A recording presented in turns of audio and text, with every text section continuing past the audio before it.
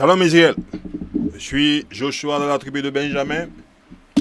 Aujourd'hui, le titre de la leçon, c'est la traite négrière. La traite négrière.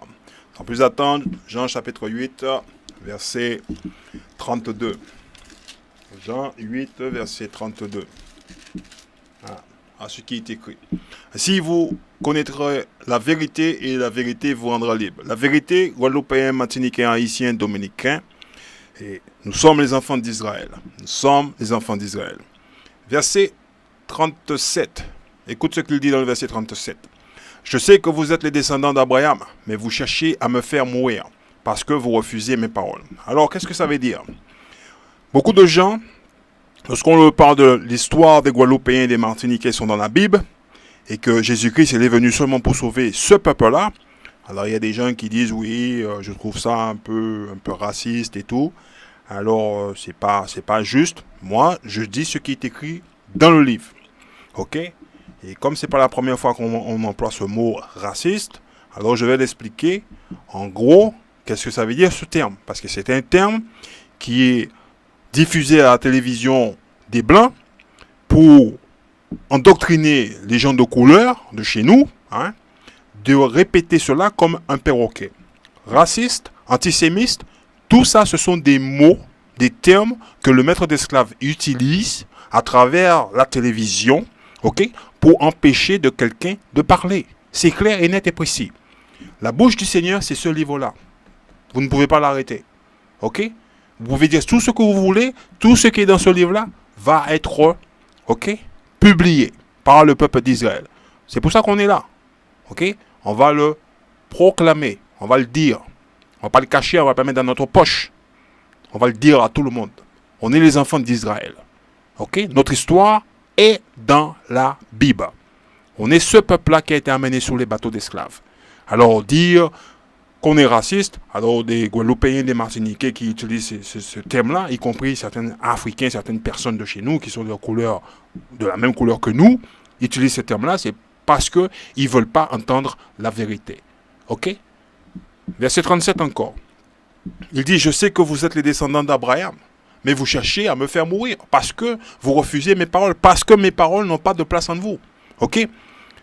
Verset 32 nous dit, vous connaîtrez la vérité vous rendra libre, parce qu'ils ne peuvent pas se maintenir dans la vérité.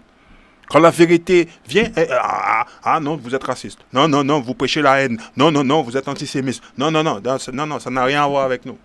Ok? Apprenez votre histoire. Bon, n'oubliez pas le titre de la leçon, c'est la traite négrière.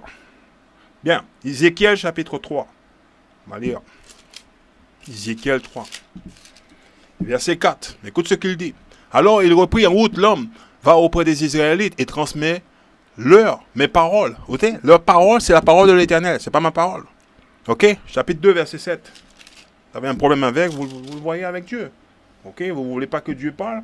Ben, faites le nécessaire. Voilà. Verset 7, il est là. Voilà où il est, le verset 7. Voilà ce qu'il dit.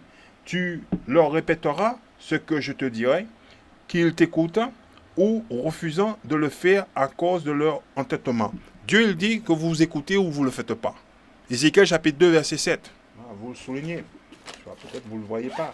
Ah non, pasteur, il ne parle pas comme ça. On va le voir. Ok? Voilà, il est là. On ne le cache pas, moi. Voilà. Il faut lire le livre. Voilà ce qu'il dit. Ézéchiel chapitre 2, verset 7.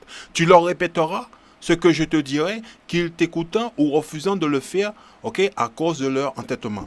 Alors, c'est pas la peine de me dire, oui, mais je trouve ça un peu dur, hein, mon frère. Hein. Oh, oui, certains, oui, c'est un peu raciste. Oui, moi, je comprends. Hop, stop. Voyez ça avec Dieu. Ok? Pas avec moi. Je vous dis ce qu'il a dit. Ok? Matthieu chapitre 10, verset 6. Voilà ce qu'il a dit. C'est pas moi qui l'a dit. Il a dit, va auprès de mon peuple et dis-leur. Donc, moi, je vais vous dire ce qu'il a dit. Matthieu chapitre 10, verset 6. Écoute ce qu'il dit ici. Ok? Voilà, on va lire verset 5, pardon. Jésus envoya ses 12 hommes en mission avec les instructions suivantes.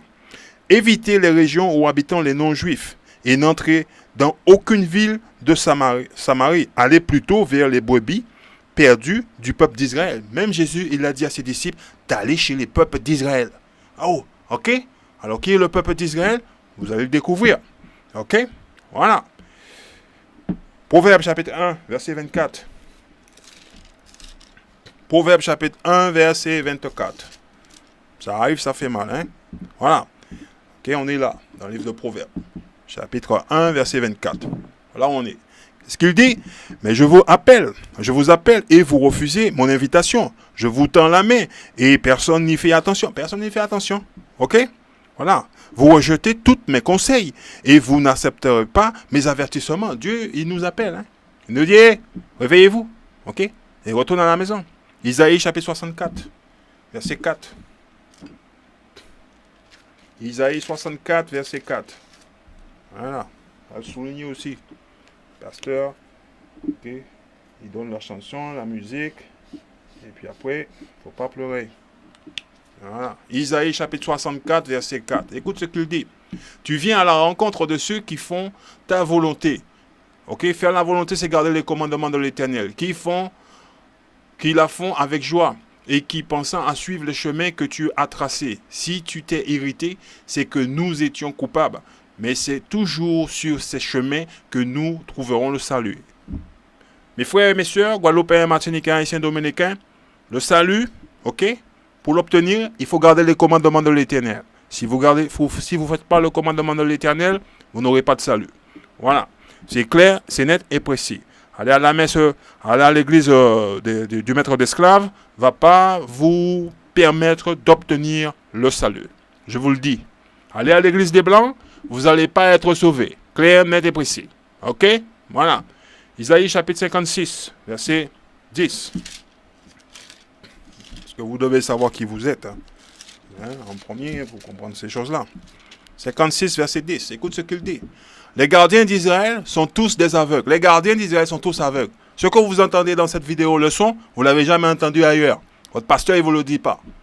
Ils ne remarquent rien. Vous ne voyez rien du tout. Ce sont des chiens muets. Ce sont des chiens muets. Incapables d'aboyer. Le but d'un chien, ok, c'est de vous avertir qu'il y a un danger. Le pasteur, il ne vous dit rien du tout. Ok? Incapable d'aboyer. Ils rêvant allongés. Ils aimant à sommeiller. Ils aiment sommeiller. Et vous aussi, vous aimez ça. Ok? Romains chapitre 13.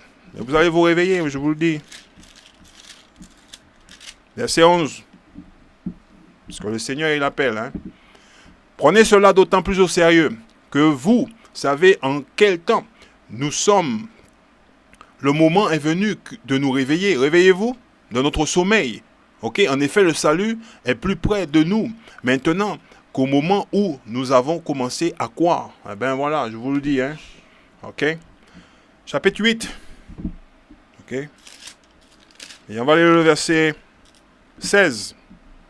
Voilà. Romains chapitre 8, verset 16. Écoute ce qu'il dit. Parce que votre pasteur, il ne vous dit rien du tout. L'Esprit de Dieu atteste lui-même à notre esprit que nous sommes enfants de Dieu. Tout le monde n'est pas l'enfant de Dieu. Seul le peuple d'Israël est l'enfant de Dieu. Écoutez bien ce que je dis. Seul le peuple d'Israël est l'enfant de Dieu. Guadeloupéens, Martiniquais, Haïtiens, Dominicains, Guyanais et tous ceux de l'île de la Dominique qui parlent français et autres qui peuvent comprendre cela. Ok, c'est nous les enfants de Dieu. Point final. Les autres ne sont pas les enfants de Dieu. Voilà. Donc, on va voir l'Esprit de Dieu dans la Bible. Jean chapitre 6. Parce que l'écriture, il est claire. Parce que ce qu'on lit ici, dans Romains chapitre 8, verset 16, il dit, écoute encore, je veux le dire, l'Esprit de Dieu atteste lui-même à notre esprit que nous sommes enfants de Dieu. Donc, en un mot, ce qu'il dit dans ce verset-là, il dit, si on arrive à s'identifier à travers l'écriture, ok, ouais, et qu'on atteste ce qui nous est arrivé à nous, à nos parents, ok, et y compris à nous-mêmes, c'est écrit dedans, nous sommes les enfants de Dieu. Parce que ce qui est arrivé au peuple d'Israël, ok, est consigné dans ce livre-là.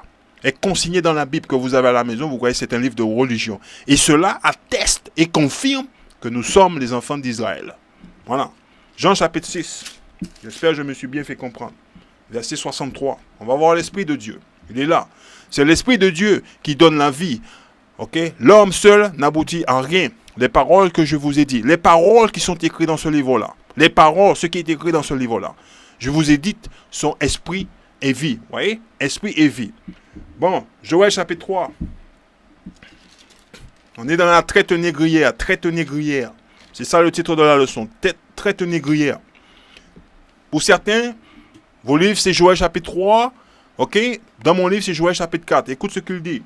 En ce temps-là, dit le Seigneur, je rétablirai Juda et Jérusalem dans leur ancienne situation.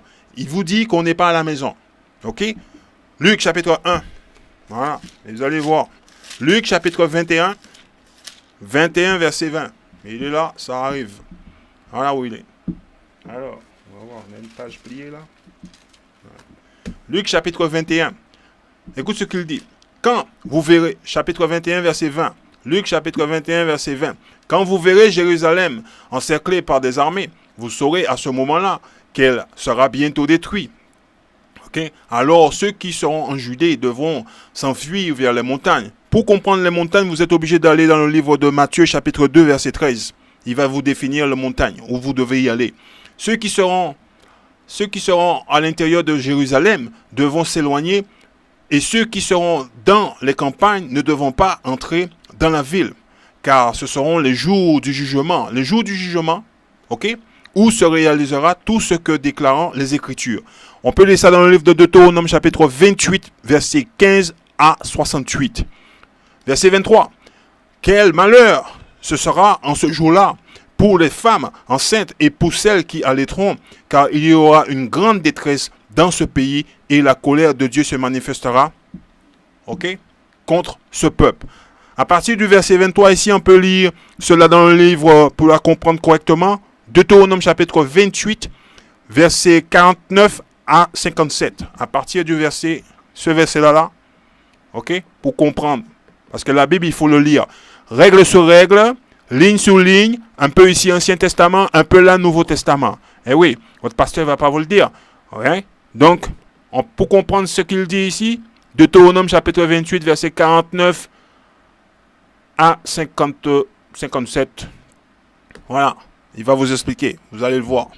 Voilà. Donc, c'est pas compliqué. On continue. Voilà. Verset 24. Ils seront tués par l'épée. Ils seront emmenés prisonniers. Dans certains livres, c'est marqué captifs. Prisonniers, captifs, ok? Parmi toutes les nations. Parmi toutes les nations. Qui est allé en esclavage parmi toutes les nations? Le peuple de Jérusalem. Et les païens piétineront Jérusalem jusqu'à ce que le temps qui leur est accordé soit écoulé. Un temps leur a été accordé pour habiter à Jérusalem. Donc ceux qui habitent à Jérusalem en ce moment, ce n'est pas le peuple de Dieu, ce sont les païens. Ok? Alors réveillez-vous. Voilà. Donc, Ecclésiastes chapitre 1, verset 9. On va lire Ecclésiastes chapitre 1, verset 9. On va lire ça. Ouais, parce qu'il y a des choses qui vont arriver et beaucoup de gens ne sont pas encore prêts. Alors, Ecclésiastes chapitre 1, verset 9. Je vais vous montrer. Ce qui est arrivé, ok, arrivera encore. Ce qui a été fait se fera encore. Rien de nouveau ne se produit d'ici-bas. Pourquoi? Luc chapitre 21, verset 20. Écoute ce qu'il dit dans le verset 20. Quand vous verrez Jérusalem encerclée par les armées, vous saurez à ce moment-là qu'elle sera bientôt détruite. Vous voyez, Guadeloupéens, Martiniquais, Haïtiens, Dominicains, des militaires qui se promènent, qui patrouillent dans la ville en France, ok, sous prétexte des plans Vigipirate, etc. Ok, Jésus, il a déclaré au peuple, quand vous verrez Jérusalem encerclée par des armées, le but des militaires, c'est faire la guerre. Alors s'il y a des armées qui patrouillent dans la ville, ça veut dire que la guerre est apportée à la porte de la société dans laquelle on vit. Ok, ouvrez vos yeux et comprenez ce qui est écrit dans le livre du Seigneur. Arrêtez d'être comme un perroquet, écoutez ce que disent les gens. Ouvrez la Bible. La Bible va vous enseigner beaucoup de choses. Ok, voilà. Parce que vous pouvez le lire ici. C'est Jésus qui parle ici. Vous verrez Jérusalem encerclée par des armées. Eh bien, voilà ce qui va arriver à Jérusalem. Ecclésiastes chapitre 1, verset 9, ici. Ok, il nous dit, ce qui est arrivé encore arrivera, ce qui est arrivé arrivera encore. Ce qui a été fait se fera encore. Rien de nouveau ne se produit d'ici-bas. Il n'y a rien de nouveau sous le soleil. Ok? Bon. Jérémie chapitre 28. Ouais, ça va faire mal là. C'est là où ça fait mal. Pasteur, fait pas. Verset 8. Voilà. Parce que il y a des nations. Jérémie 28, verset 8. Il y a, eux, des prophètes longtemps avant toi et avant moi. Ces prophètes ont adressé leur message à de grands pays et à d'importants royaumes. Et ils ont annoncé en général la guerre, le malheur et la peste. Vous pouvez lire ça dans le livre. Ok? Réveillez-vous. Parce que beaucoup d'entre nous, en train de dormir, ils ne savent pas pourquoi. Ah oui, je suis là, mon frère, je ne sais pas pourquoi. Je vais là-bas à la messe, j'écoute le pasteur, il parle bien. Oui, mais tu ne lis pas le livre. Ok? Actes chapitre 17. Parce que Dieu, il te dit ce qu'il est en train de faire sous terre. Verset 30. Actes 17, verset 30. Voilà. Mais Dieu ne tient plus compte des temps où les humains étaient ignorants. Si vous voulez rester ignorant, restez-y. Ok? Mais il les appelle maintenant tous, en tout lieu, à changer de comportement. Il vous appelle à vous repentir. Voilà. Il a en effet fixé un jour où il jugera le monde entier avec justice. La justice, il fait référence, Somme 119, verset 142. Ah, mais je vais vous la montrer, comme ça vous allez voir. C'est mon pasteur. Il me l'a pas montré, mais il me l'a dit. Ok? Je vais vous montrer comment c'est écrit. Voilà, dans mon livre. Somme 142. Oh, pardon, Somme 119, verset 142. Voilà comment c'est écrit. Somme 119, verset 142. Écoute ce qu'il dit. Le droit que tu as établi est éternel et ta loi immuable. Oh, c'est bien. On va regarder dans une autre livre, parce que je le dis souvent, parce qu'il faut lire les livres. Hein, c'est pas moi qui les ai écrits, il faut le lire. Pierre Joshua, il a écrit le livre hier. Voilà, Somme 119, verset 142. Voilà la justice, il fait référence. Ta justice est une justice éternelle et ta loi n'est que vérité. C'est la loi de Dieu qui est vérité. Ok? Vous le voyez, monsieur? Voilà. Somme 119, verset 142. Donc, lisez la Bible et arrêtez de me raconter votre vie que vous avez entendue chez monsieur le pasteur. Ok? Actes chapitre 17. Et on va finir le petit verset 31. Actes chapitre 17, verset 31. On est dans ce livre-là. Ok? Verset 31. Il a en effet fixé un jour où il jugera le monde entier avec justice, avec la loi, par un homme qu'il a désigné. Il en a donné la preuve à tous en relevant cet homme d'entre les morts. Vous savez qui c'est cet homme? Jésus-Christ. Alors j'entends beaucoup de gens dire, oui, Jésus-Christ, il a annulé la loi. Il a annulé la loi. Lisez le livre, arrêtez de dire des sottises. Ok? Il n'a pas annulé la loi, il a annulé seulement la loi des animaux sacrifices. Lorsque le peuple d'Israël péchait, il fallait qu'on sacrifie un animal. Jésus-Christ, il est venu, il a annulé cette loi.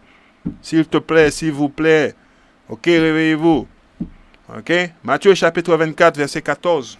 Il est temps de se réveiller là. Voilà ce qu'il dit. Voilà. Cette bonne nouvelle du royaume sera annoncée. Okay, dans le monde entier, pour que le témoignage en soit présenté à tous les peuples. Et alors viendra la fin. Et alors viendra la fin. Et alors viendra la fin. Et alors viendra la fin. Ok? C'est clair, c'est net et c'est précis. Ok? Voilà. Parce que Dieu il vous dit qu'on n'est pas à la maison. Alors c'est pas la peine d'insister. Hein, les gens ils disent oui, quand Jésus-Christ est venu, maintenant tout le monde peut venir, tout le monde c'est le peuple de Dieu, tout le monde c'est le peuple d'Israël et tout. Isaïe chapitre 14. Il y a que ici j'entends ça. Le livre il dit pas ça. Verset 1. Écoute ce qu'il dit. Ok? Oui, le Seigneur montrera qu'il aime les descendants de Jacob. Comment il peut aimer les descendants de Jacob s'ils n'existent pas? Okay? Il montrera encore qu'il a choisi Israël. Comment il peut choisir Israël si le peuple d'Israël n'existe pas? Il réinstallera les siens sur leur territoire. Comment il peut les réinstaller sur leur territoire si eux n'existent pas? Les immigrés se joindront à eux et s'associeront au peuple de Jacob. Comment les immigrés des autres nations peuvent se joindre à eux, okay, si eux n'existent pas? Dieu il a un peuple sur cette terre, personne ne s'est intéressé à son peuple. Ok? Malachie chapitre 3. Verset 6. Voilà, il est là. Moi, le Seigneur, je ne change pas. Et vous ne cessez pas d'être les vrais descendants de Jacob. Il n'a pas changé de peuple. Il a un peuple qu'il a choisi dès le départ. Son nom, c'est Israël. Ok? Voilà. Et c'est ce que vous allez découvrir dans le livre et que vous avez à la maison. Parce que vous ne la lisez pas. Il a un peuple qu'il a choisi pour lui-même. Il a tout créé. Il a dit, je veux cela. C'est mon peuple. C'est pour moi. OK? Bon. Alors, si vous avez des informations supplémentaires, moi, je vous dis ce que dit Dieu. Hein. Isaïe chapitre 41. Voilà. Voilà le mot, le Dieu à laquelle je sers. Verset 21. Isaïe 41, verset 21. Le Dieu que je sers, voilà ce qu'il dit. Voilà. Vous, les dieux des nations, venez présenter votre cause. Vous avez intérêt à présenter votre information. OK? Apportez vos preuves. Apportez vos preuves. Dit le Seigneur, le roi de Jacob. Point final, terminares. Prouvez-moi que Dieu, il a choisi une autre nation. Prouvez-moi que tout le monde fait partie du peuple de Dieu. Non. Il est nulle part dans le livre. OK? Prouvez ce que vous dites. Ne me racontez pas votre vie. Oui, j'ai entendu mon pasteur, il m'a dit non, votre pasteur c'est un menteur. Isaïe chapitre 58. Verset 1. Écoute ce qu'il dit. Criez à pleine voix. Ne te retiens pas, dit le Seigneur, comme le son du corps, que ta voix porte loin. Dénonce à mon peuple sa révolte, aux descendants de Jacob, leur faute. OK? Alors, le peuple d'Israël est toujours sur la planète Terre. OK? Il n'a pas disparu. Bon, on y retourne là-bas. Alors, Joël chapitre 3, verset 2. On est dans le livre de Joël chapitre 3, verset 2. OK? Voilà, écoute ce qu'il dit. On va lire le verset 1 comme ça. Vous allez vous mettre à jour. En ce temps-là, dit le Seigneur, je rétablirai Juda et Jérusalem dans leur ancienne situation. Ils voulaient savoir qu'on n'est pas à la maison, on a été transportés sur les bateaux d'esclaves. OK? Je rassemblerai les peuples étrangers, je les ferai tous descendre dans la vallée, nommé le Seigneur juge. Il va les juger. Là, je les appellerai en jugement pour tout ce qu'ils ont fait à Israël. Le peuple qui m'appartient. Le peuple qui lui appartient. Qu'est-ce qu'ils nous ont fait? On a été déportés en bateau d'esclaves. Vous pouvez lire ça dans le livre de Deutéronome, chapitre 28 à 68. OK? Voilà. C'est ça que vous pouvez lire, parce qu'on n'a pas pris l'avion, on n'a pas marché sous l'eau, on n'a pas nagé dans la mer non plus. On a été transportés sur des bateaux d'esclaves. On est le peuple qui lui appartient. Ils l'ont dispersé parmi les nations étrangères. OK? C'est comme ça qu'on a été dispersés. Et se sont partagés mon pays. Alors, il y a des gens qui sont venus après la Seconde Guerre mondiale. Ils se sont... Oui, on est les Juifs. OK? Et ces gens-là ont partagé le pays de l'Éternel. Mais la Bible nous déclare, dans Luc chapitre 21, verset 24, voilà ce que déclare l'Écriture. OK? Luc chapitre 21, verset 24. Il ne faut pas l'oublier. Ils seront tués par l'épée. Il parle du peuple d'Israël. Ils seront emmenés prisonniers, captifs, parmi toutes les autres, parmi toutes les nations. Et les païens piétineront Jérusalem. Ceux qui habitent à Jérusalem ne sont pas juifs. Ce sont des païens. Jusqu'à ce que le temps qui leur est accordé soit écoulé. Il y a un temps qui leur a été accordé. Voilà. Et c'est marqué dans le livre. Voilà. Joël chapitre 3, verset 3. Écoute ce qu'il dit. Ils se sont répartis les gens de mon peuple. Et ils se sont répartis les gens de mon peuple. Par tirage au sort. Alors, certains d'entre nous parlent français, anglais, espagnol, portugais, italien, etc. On parle des langues différentes. OK? C'est comme ça. Ils nous ont répartis. Par tirage au sort. Et ils ont vendu des garçons pour pouvoir se payer des prostituées. Et ils ont vendu des filles pour se payer du vin. Oh, écoute bien ce qu'il dit. OK? Écoutez bien ce qu'il dit.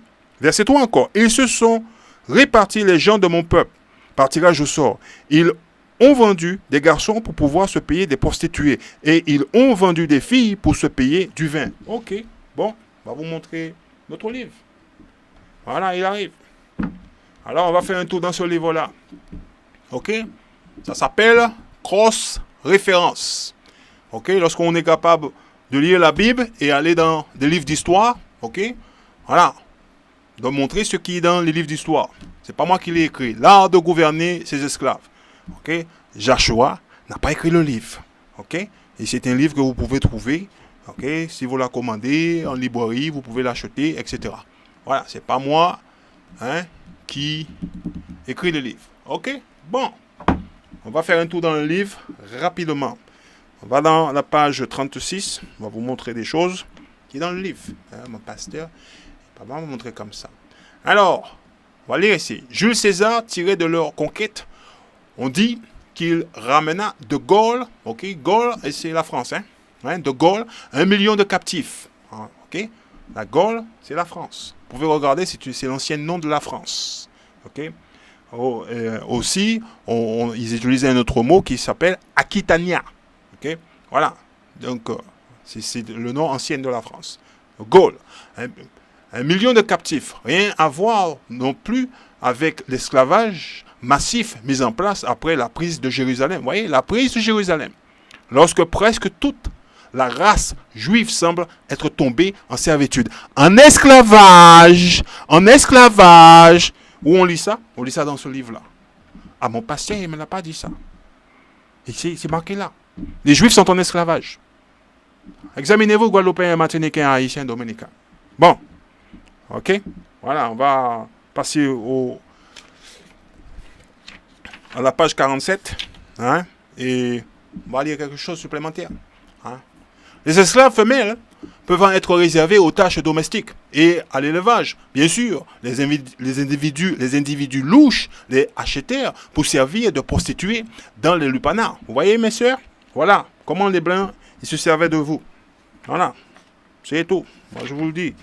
Vous étiez en esclavage aussi avec nous, et puis, vous étiez dans les lupanars. C'est ce qu'ils disent.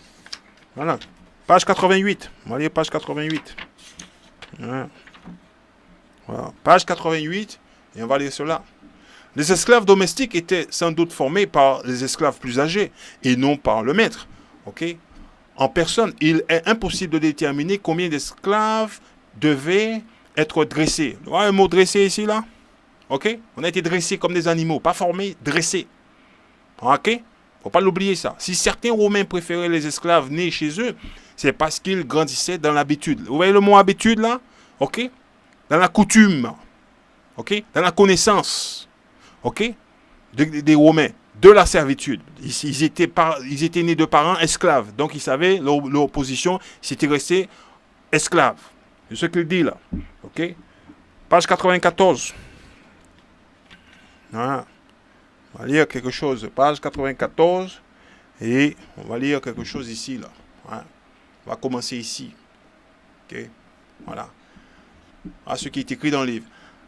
Athénidore m'a révélé qu'il connaissait un esclave dont le rêve était que son maître lui caressait et lui excitait le pénis. Lui excitait le pénis. Écoute bien. Hein?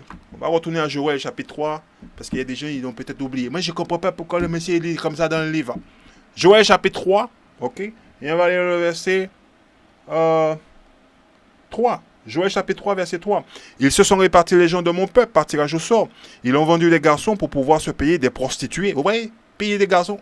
Ok? Vendu des garçons pour pouvoir se payer des prostituées. Et ils ont vendu des filles pour se payer du vin. Ok. Ok. Ouais, ça va faire mal aujourd'hui. Ok? Donc on y retourne là. Maintenant, vous savez pourquoi on est là. Ok? Donc on démarre ici. Pénis. Hein? Là. Voilà. Lui excitait le pénis, ok? Le pénis. Cela indiquait qu'il trouverait bientôt un moyen de plaire à son maître. Hélas, pour l'esclave en question, cela ne lui vaudrait aucun avantage, car il serait attaché à une colonne et fouetté. Point final, terminaris. Voilà. Le grand empereur philosophe, Marc Aurèle, était fier de posséder 2 belles esclaves dont il n'avait jamais profité, mais l'on ne se montrerait sans doute trop sévère en attendant une telle maîtrise de soi chez la plupart des maîtres. Ouais? Parce que la plupart des maîtres d'esclaves abusaient des esclaves, que ce soit hommes ou femmes. Il est parfaitement normal pour un propriétaire de tirer un plaisir sexuel de ces jeunes esclaves. J'ai un adolescent qui est en ce moment mon favori. Il a 14 ans. Et il est à la fois désireux et heureux de faire ce que veut son maître. Et oui, en le fouettant. Ok? Il va faire tout ce que tu lui dis de faire. Vous voyez? On va passer à la page suivante, 95. Vous montrer une chose. Écoute ce qu'il dit ici. Naturellement, il serait impensable qu'une femme s'adonne à des actes comparables avec ses esclaves. Il parle de la femme du maître d'esclaves. C'est ce qu'il parle ici. Ce serait un terrible déshonneur pour notre maison et pour mon nom. Un terrible déshonneur. On va arriver, on va voir. Je vais vous montrer. On va dans la Bible. Et on va aller dans le livre de Maccabée. Il y a des gens qui ne disent pas qui ils sont. Le secret, ils gardent secrètement. 2e Maccabée, chapitre 6. Et on va lire quelque chose bien particulier dans le livre. Voilà. 2e Maccabée, chapitre 6, verset 6. Voilà. On n'avait pas le droit d'observer le sabbat, ni de célébrer les fêtes traditionnelles, ni même simplement se déclarer juif. Chaque mois, au jour commémorant la naissance du roi, on était contraint de façon humiliante à participer à un repas sacrificiel. Et quand arrivait la fête de Dionysos, ouais, la fête de Dionysos, ok, il est là ce mot-là, Dionysos, on était forcé de se couronner de lyres et d'accompagner le cortège en l'honneur de ce Dieu. En l'honneur de ce Dieu. En l'honneur de ce Dieu. Ouais, écoutez bien, en l'honneur de ce Dieu. Ce Dieu-là, il est particulier. C'est un Dieu de débordement, comment on appelle, je vais vous le montrer, ne vous inquiétez pas. C'est un Dieu qui aime faire la fête, un Dieu de vin. Sur la proposition des habitants de Ptolémée, un décret fut publié.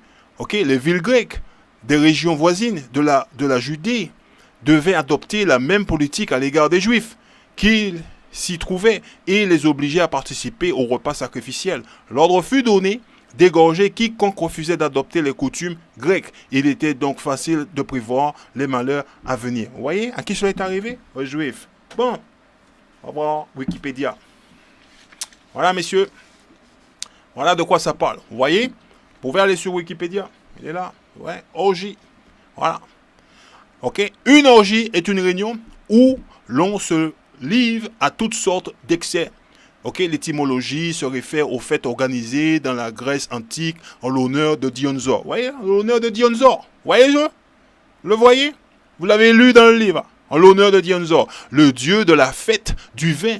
C'est à partir du XVIIe siècle que le terme détient une connotation sexuelle. Ok. Ok, on emploie des mots aujourd'hui. Partouze, sex party, ok, voilà, activité sexuelle humaine. Ok, on emploie un tas de mots aujourd'hui. Hein, il y a des spécialistes parce que les Blancs, ils sont très forts à utiliser un tas de mots pour dire juste ce qui... c'est une partouze, voilà. Ok. On emploie aussi le terme d'orgie pour donner une image de profusion ou d'excès. Orgie de couleur, orgie de lumière. Ce terme évoque par ailleurs une frénésie sexuelle couplée d'une profusion alimentaire faisant partie de ces jeux, de l'excès ayant pour but l'exaltation collective. Dans l'Antiquité grecque et romaine, des orgies étaient pratiquées au moment de certaines fêtes religieuses comme les bacchanales et les saturnales. Ok? J'ai marqué Trinidad. Pourquoi? Parce que cette activité continue pendant le carnaval en Trinidad. Exemple, pendant cette période de carnaval en Trinidad, l'homme, il délaisse sa femme, il va avec une autre femme. La femme, il fait pareil. Et après 9 mois, ils ont ce qu'on appelle des bébés de carnaval. Bon, voilà, à côté, il y avait une photo ici, là. Illustration d'une orgie romaine de type sexuel, blablabla. C'est à vous d'aller sur Wikipédia. L'information, il est sur Internet. Ok? L'information, il est là, c'est à vous de le chercher. Voilà, bon, on y retourne. Donc, ça veut dire que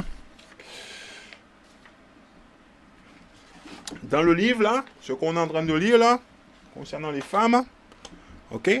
Là, ce qu'il dit, ça, dans le livre, là, naturellement, il serait impensable qu'une femme s'adonne à ces actes comparables. C'est pas tout à fait vrai. C'est dans leur nature de faire ce qu'ils faisaient. Ok? Ces esclaves hommes, ok, avec ces esclaves hommes, ce serait un terrible déshonneur. Ah, messieurs, vous savez, hein, vous voyez ce qui se passe dans les bals, dans les soirées zouk, etc. Hein, vous savez, ils viennent chercher les choses les plus gommachées. Hein, vous savez de quoi je parle. Hein, vous savez ça. Voilà, ça n'a pas changé. Hein, c'est toujours pareil.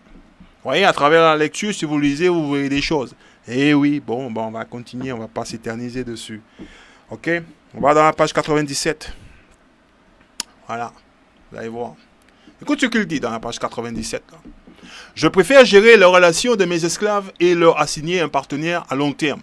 Cela me permet de choisir les couples qui, selon moi, fonctionneront bien au quotidien et pour la procréation. La procréation? Ah ouais? Hein? Que les esclaves, ok, ayant des enfants, est un avantage pour tous. Page 100. Ah, ça va faire mal maintenant. Ok? Alors, écoute ce qu'il dit. Repérer les accouplements qui pourraient s'avérer utiles et fructueuses. Repérer les accouplements. Qu'est-ce que ça veut dire? Ben, la Bible nous le dit, hein, dans le livre de Joël, voilà. Ok? On va vous le dire. On va vous le montrer. Voilà, on va retourner dans la Bible. Si quelqu'un, ah oui, je comprends pas, je suis perdu là. Je suis perdu. Voilà. Joël chapitre 3, Ok, verset 3, encore. Ils se sont répartis les gens de mon peuple, par tirage au sort. Ils ont vendu des garçons pour pouvoir se payer des prostituées et ils ont vendu des filles pour se payer du vin. Ok, bon. Voilà. On va revenir là. Voilà. Ça arrive. On est à la page 100. Voilà ce mot-là. Il dit repérer les accouplements qui pourraient s'avérer utiles et fructueuses. Deviendra une sorte de jeu pour votre épouse et vous. Ok? En tant que chef de la maisonnette, ok? Si vous vous conduisiez de façon juste et prudente, vous verrez le nombre de vos esclaves augmenter de manière significative. Qu'est-ce que ça veut dire? Le maître d'esclaves, il choisissait des esclaves hommes et femelles et mâles, femelles et hommes et femmes, ok? Susceptibles de produire des bonnes qualités d'esclaves, des esclaves robustes. Donc ce mec-là, il est bien robuste, il est fort, et tout, etc., en bonne santé. Cette femme-là peut donner naissance à 4, 5, 6, 7, 8 enfants. Ah ben, je vais les accoupler. On était accouplés, on était bridés comme des animaux. Ok? C'est ce qu'on est en train de lire là. Ok? Bon. C'était une bonne affaire, hein? C'est comme ça qu'ils ont fait avec nous. Alors, pas fini. Deutéronome, chapitre 28.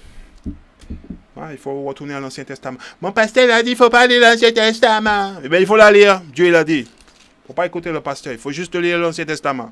Deutéronome chapitre 28, verset 32. Écoute ce qu'il dit. Ici, là. Sous vos yeux, vos fils et vos filles seront livrés comme esclaves à des étrangers.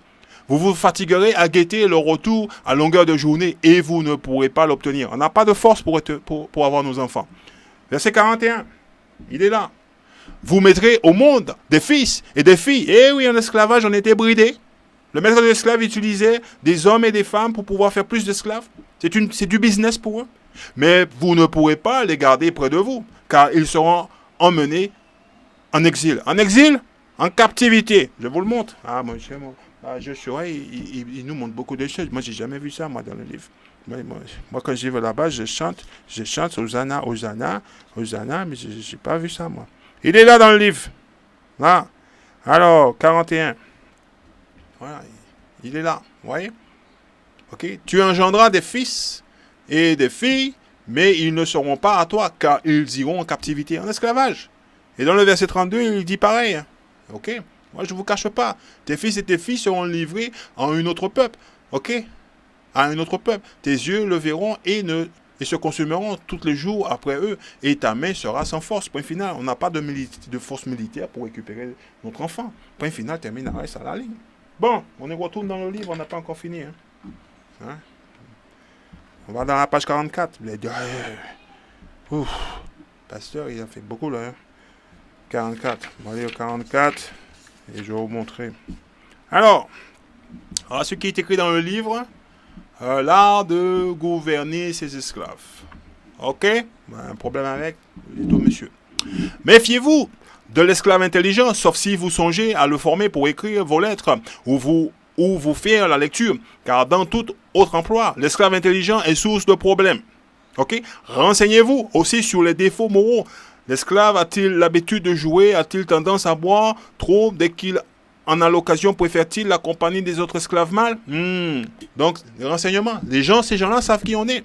Nous, on est les seuls qui ne savent pas qui on est. On pense qu'on est des gens qui viennent d'Afrique. On était Africains, on habitait là-bas en Afrique. Après, on a été attrapés par les Africains. Et réveillez-vous! Arrêtez de dire des sottises!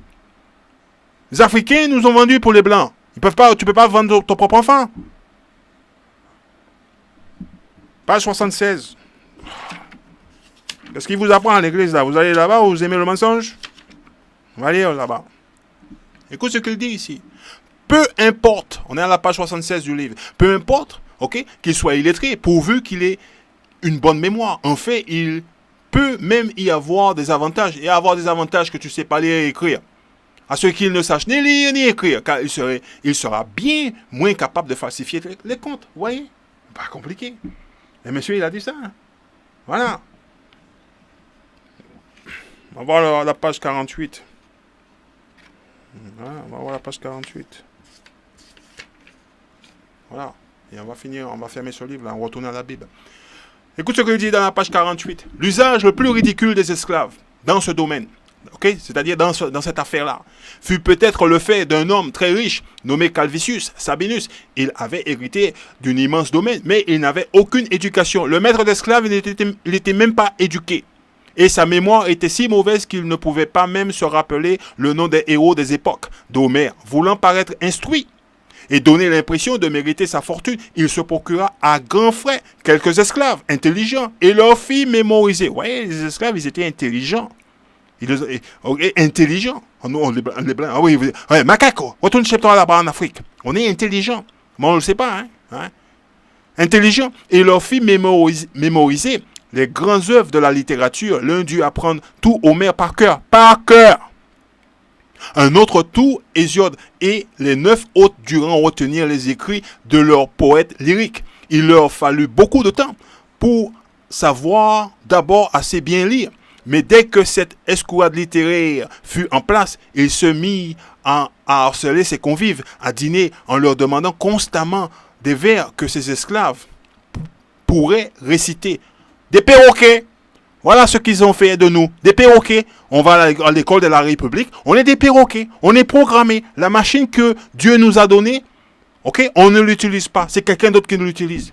Comme je disais, ok, au début de la vidéo, ok, on utilise des mots. J'entends des Guadeloupéens, des Martiniquais, des Haïtiens utiliser des mots. Ah, mon frère, c'est un peu raciste. Hein. Où tu as entendu ce mot-là? À la télévision. Tu es programmé et tu répètes ce mot-là sans comprendre la signification de ce mot. C'est un mot qui a pour but d'empêcher, ok, la vérité d'être propagée, d'être diffusée. Quand quelqu'un il parle de choses qui parle de vérité, on utilise ce mot. Ah, il est antisémite. Et, il n'aime pas les blancs. Il n'aime pas ci. Il n'aime pas ça. Bon, c'est tout pour aujourd'hui dans ce livre-là. Donc, rappelez-vous-en bien, l'art de gouverner ses esclaves. Bon, voilà. Moi, j'aime pas trop aller dans les autres livres, mais j'aime bien rester dans la Bible. Alors, je suis obligé de sortir de temps en temps. Ok? Voilà. Joël chapitre 3. On y retourne, et on va lire le verset 4. Alors, écoute ce qu'il dit ici. Vous, en particulier, ville de Taï et de Zidon, et vous, tous les territoires philistins. Ok?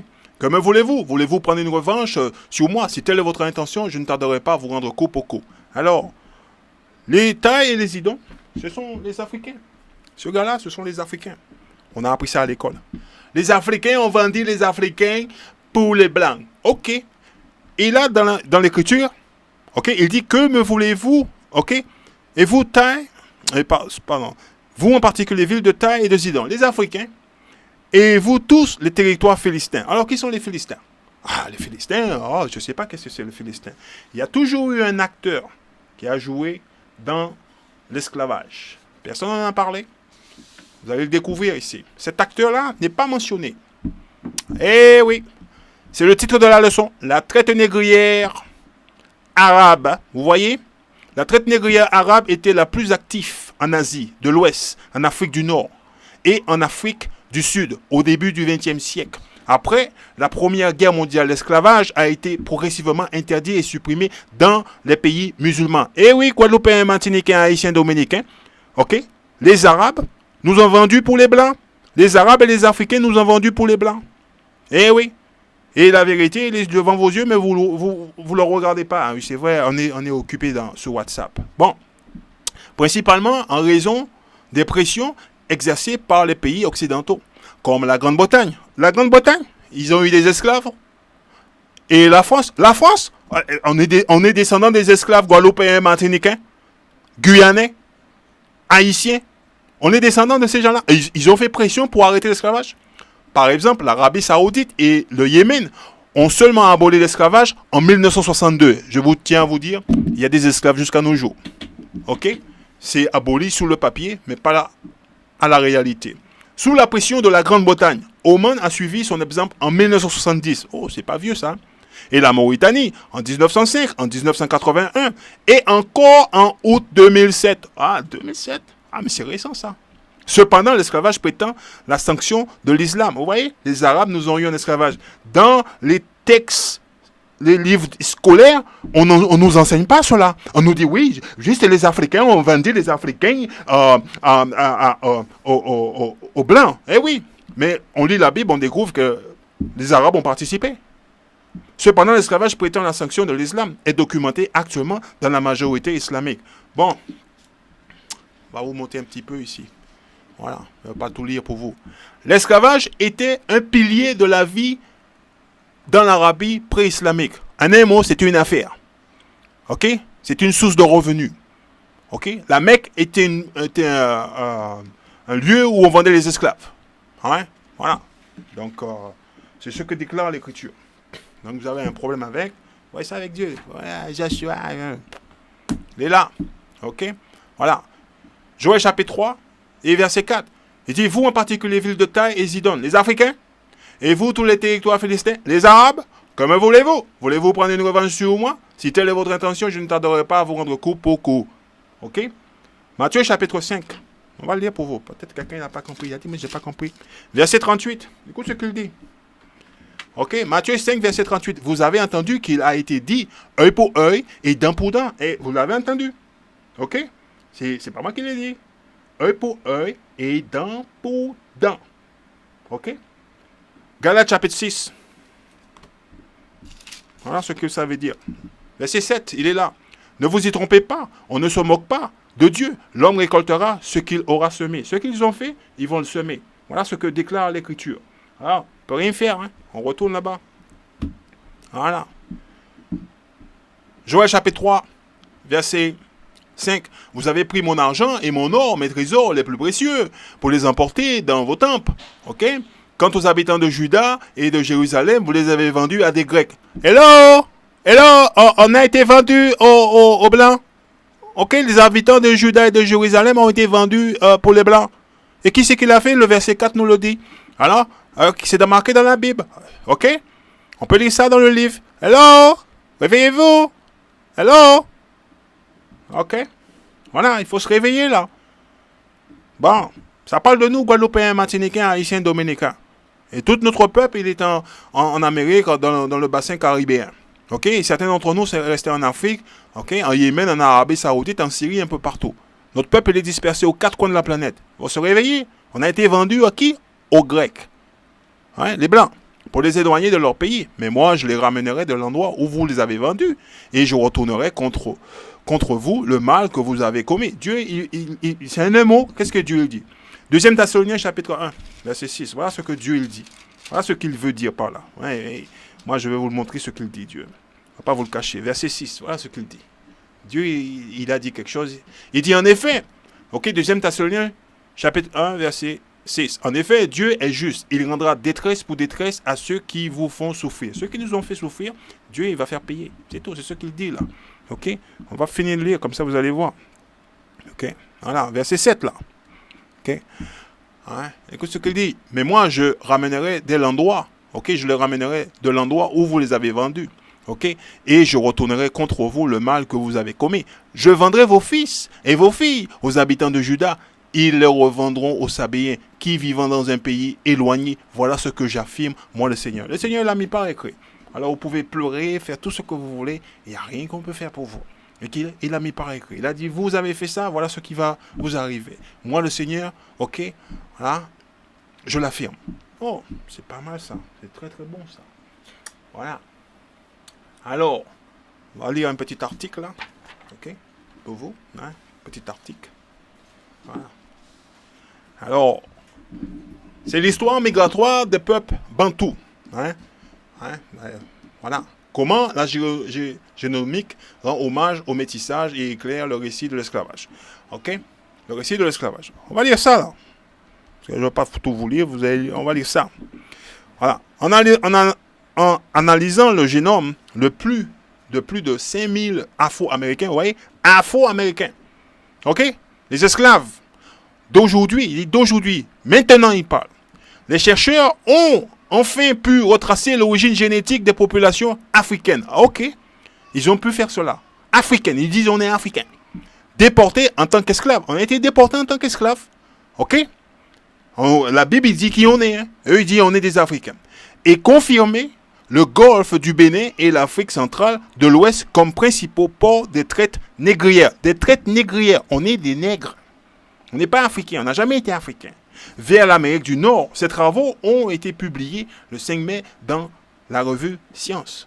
Et, voyez, ils ont eu besoin de faire des tests, faire des prélèvements, etc. Tout le reste qui s'ensuit pour dire, voilà, d'où on venait, etc. Tout le reste qui s'ensuit.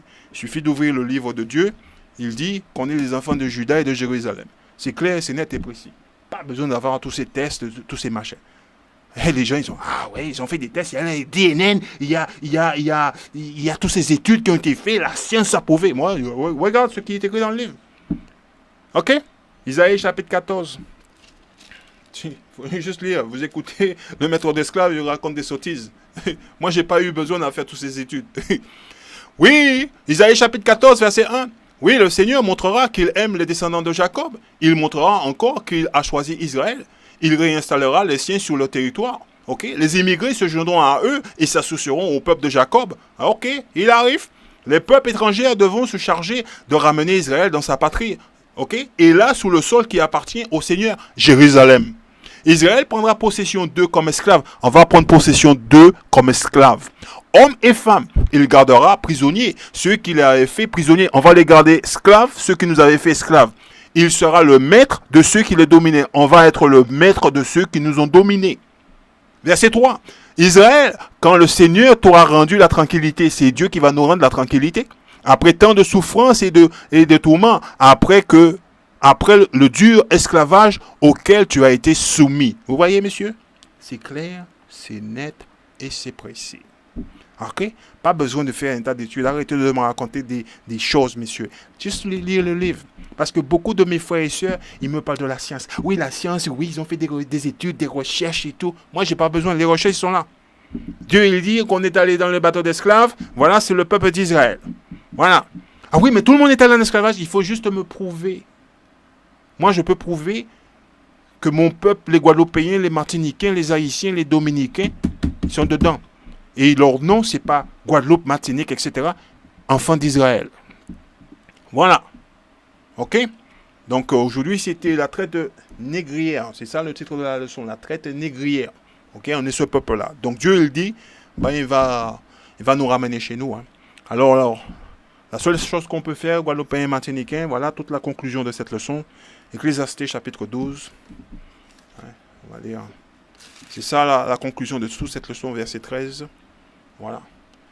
Ecclésiastés chapitre 12, verset 13. Et voilà la conclusion de tout ce qui a été dit. Le devoir de tout homme est de respecter Dieu en obéissant à ses ordres. En effet, Dieu demandera des comptes pour toutes nos actions, même cachées, qu'elles soient bonnes ou mauvaises. Gardez les commandements de l'Éternel. C'est ça, ok, qui est notre travail principal.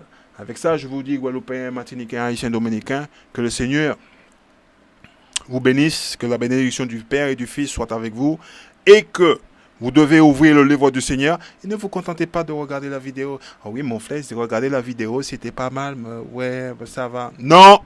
Il faut ouvrir le livre, il faut lire le livre, il faut mettre le livre en application. Il ne faut pas écouter ce que dit M. Leblanc. Je vous le dis. Et si vous allez à l'église du maître d'esclaves, il faut arrêter. C'est lui qui a mis la chaîne autour de ton cou, tu n'as rien compris? Quand est-ce que tu vas apprendre quelque chose? Réveille-toi un peu. Ok? Voilà. Donc, lisez le livre et mettez le livre en pratique. Voilà. Et puis, c'est tout. Donc, avec ça, je vous dis shalom.